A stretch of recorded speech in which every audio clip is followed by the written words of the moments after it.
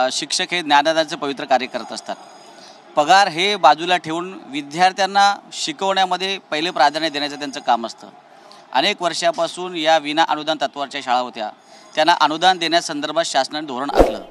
त्या शाळांना दर वर्षी टप्प्याटप्प्याने म्हणजे पहिल्या वर्षी 20%, दुसऱ्या वर्षी 20%, असे 5 वर्षामध्ये 100% अनुदान देण्याचं गरजेचं होतं। 2015 पासून ज्यावेळेला 20% अनुदान दिलं, त्यानंतर आज तगायत ते 100% अनुदान झालेलं नाही। तर अशा अनेक शाळा आहेत की त्या अजून अनुदानापासूनच वंचित आहेत, त्यांना कोणत्याही प्रकारचा टप्पा सुद्धा सुरू झालेला आहे।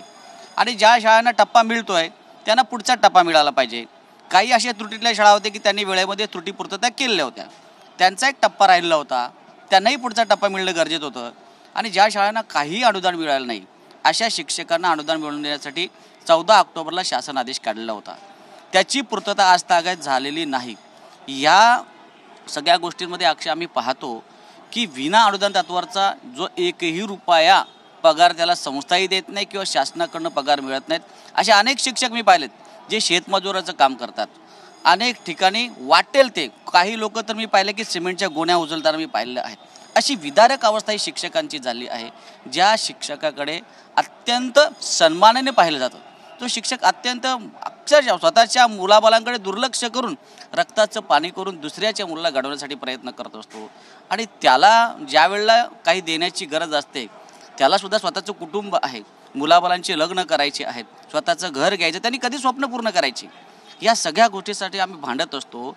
एवढं करून 14 ऑक्टोबरला शासन आदेश काढून हिवाळी अधिवेशनात त्याला तरतूद करायला पाहिजे, तीही तरतूद झाली नाही। या अर्थसंकल्प अधिवेशनात पुरवण्या मागण्या ज्या होत्या त्या पाहिल्या, त्याच्यामध्येही तरतूद नाहीत। अर्थसंकल्पामध्ये तरतूद होईल त्यासाठी प्रयत्न केला, आम्ही सगळ्यांना भेटलो, राज्याचे मुख्यमंत्री आदरणीय देवेंद्र फडणवीस साहेबांना भेटलो, ज्यांच्या काळामध्ये GR काढला होता तत्कालीन मुख्यमंत्री एकनाथजी शिंदे साहेब होते आणि दीपकजी केसरकर साहेब होते। केसरकर साहेबांनी सभागृहामध्ये घोषणा केली होती, तरीसुद्धा तरतूद होत नाही, अत्यंत वाईट वाटतंय। आणि या सगळ्यातून मार्ग काढण्यासाठी मी शिक्षक आमदार म्हणून जीवाचं रान करतोय।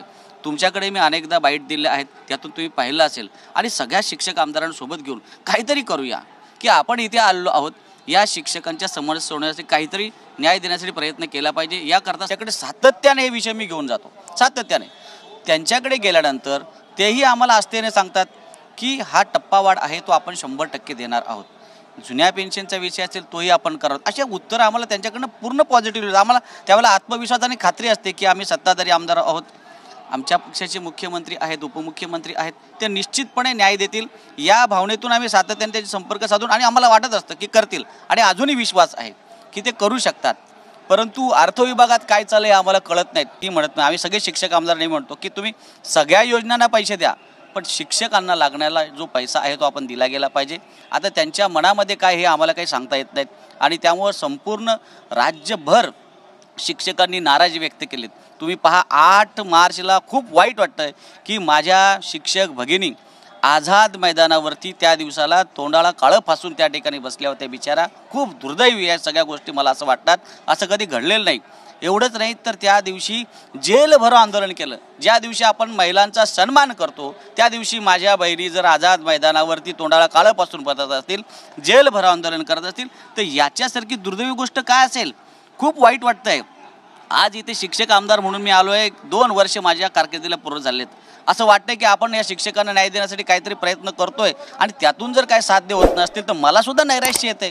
एवढंच नाही, अक्षय या आठवड्याभरामध्ये 2 शिक्षक हार्ट अटॅकने एक्सपायर झाले।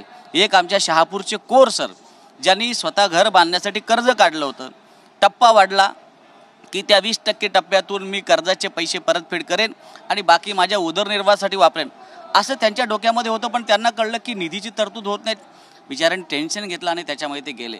असंच परभणीचा एक शिक्षक होता, त्याच्याही बाबतीत तेच घडलं आहे। अशी विदारक अवस्था शासनाकडनं का असं होतं मला काय कळत नाही, पण याला कुठेतरी अजूनही आशेचा किरण म्हणून आम्ही सातत्याने प्रयत्न करतो आणि माझे प्रयत्न तर सातत्याने सुरूच आहेत। कालसुद्धा आम्ही जे काही बजेट सादर केलं आहे त्या बजेटमध्ये 26,000 कोटी रुपयाची तरतूद आम्हाला दिसून येते आणि लागणारे पैसेही 24,000 कोटीच्या आसपास काहीतरी आहे। त्याच्यापेक्षा जे जादा निधी आहे तो निधी जर या टप्पा अनुदानवाल्यांसाठी जर परावर्तित केला तर निश्चितपणे काहीतरी होऊ शकतं आहे. म्हणून काल सगळ्या आमदारांना मी भेटलो, सगळ्यांची एकजूट केली, सगळ्यांना सांगितलं की आपल्याला राज्याच्या मुख्यमंत्र्यांना विनंती करावी लागणार आहे. शिक्षण मंत्र्यांना तर ऑलरेडी आम्ही विनंती केली आहे, त्यांनाही सांगितले की जादा निधी दिसून येतो आहे, तो निधी जर आपण इकडे वळता केला तर हा टप्पा अनुदानाचा विषय सुटून जाईल. परंतु